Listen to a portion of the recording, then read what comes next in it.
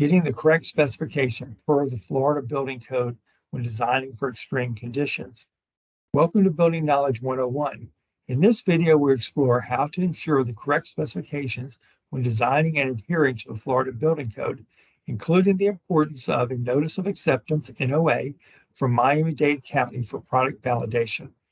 Miami-Dade County was the first municipality to require specific testing upon all building envelope components on new construction and renovation in their jurisdiction. They established an impact testing standard or requirements on building envelope components that had to have an NOA or Notice of Acceptance. This validated that a product has been tested in accordance with their protocols and is acceptable.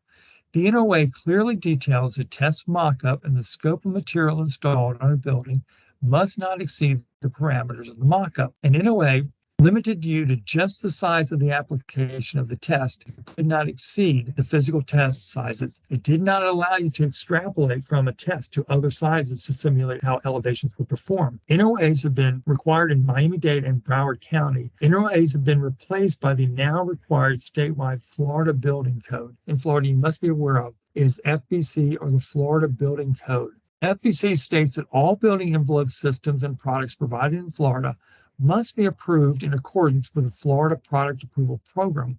All glazing systems used in these regions must be tested in accordance with TAS 201 and TAS 203 or ASTM E1886 and ASTM E1996. FBC clearly calls out that building envelope products used in high-velocity wind zones or hurricane-prone areas must be impact tested. Florida Building Code and IBC both use ASCE 7, as we discussed earlier.